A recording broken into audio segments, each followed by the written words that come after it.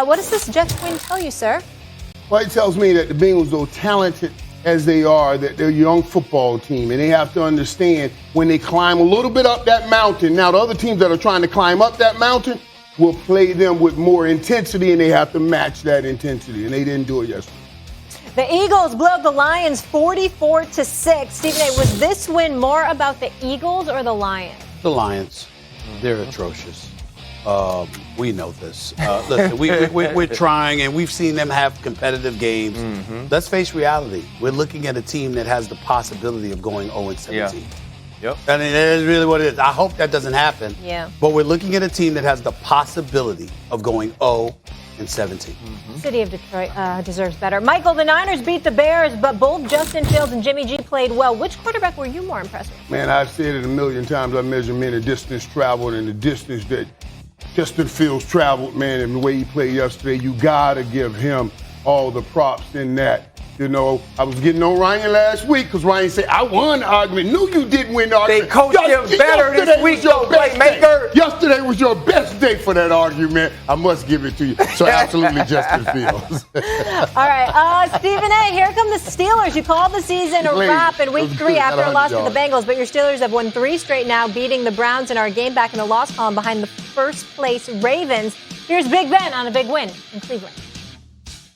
Woke up this morning, it was a cloudy, gray day, and then the sun came out, and I don't remember the last time the sun was shining during a game here, but it sure did feel good to get the win. RC back here with us. Stephen A., are you buying the Steelers? Not yet. And listen, I'm happy that they're winning games, but my measuring stick is, winning the division. And being a Super Bowl contender, and that is not what I presume them to be. I believe in their defense. I always have. And even when they struggled at times, I wasn't worried about it. I just said, step up, play better, because I know they have the personnel to do it. Mm-hmm. Offensively, I'm not sold. I know their offensive line looked like they were coming together. They're getting better and better yesterday. Najee Harris, I remember he tried to say something about me a few weeks ago. I'm like, wow, I've always been a fan of Najee Harris. I mean, that brother can ball. He went to what school he went to? I love Bama. Okay, that's my man. I love Najee Harris. And you know how excited I was that the Steelers got him. And when he wasn't putting up a chunk of yardage, I didn't blame him. I said, you got an offensive line that can't run block for you. You got a stationary target in Ben Roethlisberger. Last time I checked, that's still the case. And yes, they won the game yesterday. They scored 15 points. What you want me to do, give them cookies? I mean, please. I'm not sold on their offense. That's my issue with them. You've got Deontay Johnson, Juju Smith-Schuster went down. Obviously, he was hurt. You got Chase Claypool, James Washington started the season, didn't want to be there, wanted out, et cetera, et cetera. You still have question marks on the offensive side of the ball. Right now, they're the 26th ranked offense in the National Football League, 24th in yards accumulated, 28th rushing attack in the National Football League. That's not something to write home about, particularly when you're in the same division as Cleveland, Baltimore, and Cincinnati. And as an aside, Cincinnati, my God. I mean, I know you never saw the brother before. You didn't have tape on him. But some dude that never quarterbacked before, you give up 405 passes. Can't do that. Just when I got excited about the Cincinnati Bengals, you go and wet the bed like that, okay? Maybe it was a trap game. These fools, they was in there because they was getting on an argument and trolling me on social media because of Lamar Jackson versus Joe Burrow. Newsflash, yesterday wasn't about Joe Burrow. It was about a defense that gave up 405 yards to a first-time starter in the National Football League. That's what it was about. Is it more about the fact that you went, Joe Burrow over Lamar Jackson, or that I was right? I'm just trying to figure out. I'm just trying to figure out which part is. I don't know if we know you're right, because I know that Lamar Jackson is a superstar and an incredible playmaker. I'm just talking about the quarterback position. I want to trust your accuracy as a passer, and I'm not there yet. Yeah, period. That's where I'm at. I just like to point out when I'm right. I'm just playmaker said I was right. But to close, to get back to the Steelers, again with the Steelers, I'm not sold on their offense, and I'm not going to change my position until they convince me. Just the consistency of that offense, And now, listen, when they got Chase Claypool back, he makes a difference on that offense. That's right. Yep. He makes a difference. And you can see that they have some young talent around Ben. Mm-hmm. They really do have some young talent around Ben. Chase Claypool and Najee Harris, man. But to consistently expect that offense to move the ball up and down the field and score touchdowns, it's not going to happen. It's just not going to happen. DeAndre Johnson, he is playing well. He got targeted 10 times yesterday. He's becoming a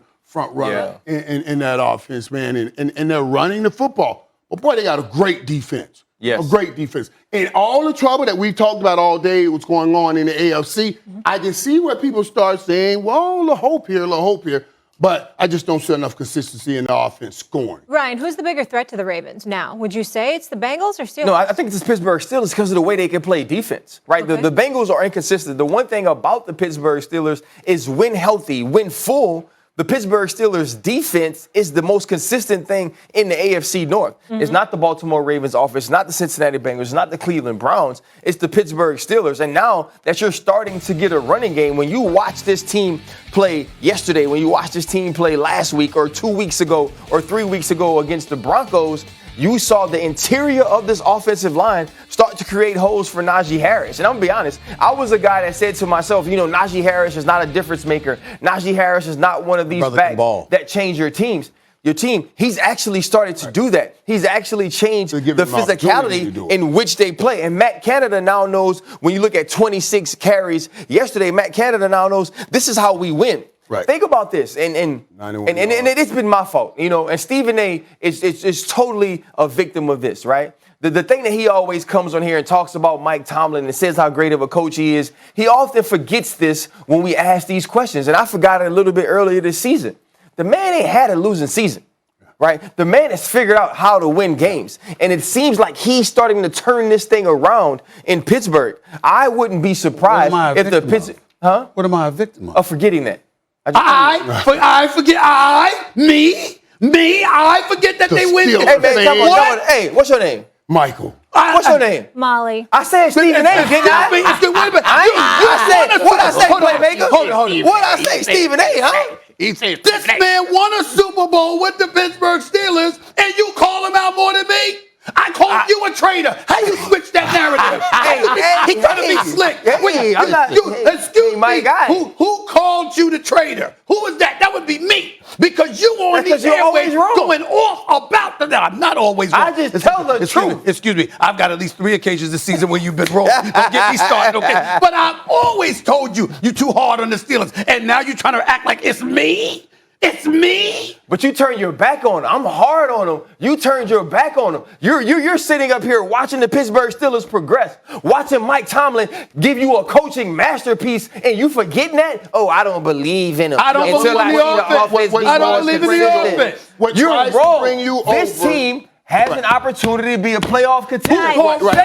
Who tries to bring you over? If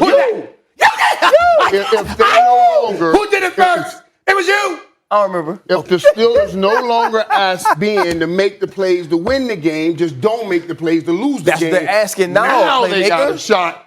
If they can do that, he can be kind of like, like Peyton Manning did his last Super Bowl. You know what? You're having a case on a Monday. I'm trying to give you some hope. Whatever. I'm trying to give you some hope. Mike, he don't want hope. RC needs to go. He wants to be against the Steelers. Other television programs to join. I'm telling you, we do have to have a separate segment as to why Ryan be walking in with these shirts that look like he's preaching. Like, he's going to church or whatever. We got to talk about that. Not today, though. Not today, though. You can do that when you have a neck. Stephen A. ain't got no neck. Right. So he can't wear these. Okay. Can we go to break? Y'all are unbelievable. Still to come on First Take. More Cowboys, of course, following their shocking win over the Vikings. Michael, are you even surprised? Michael's answer on the Cowboys in just a bit. No Dak, no problem. They defeated their greatest enemy, Michael. No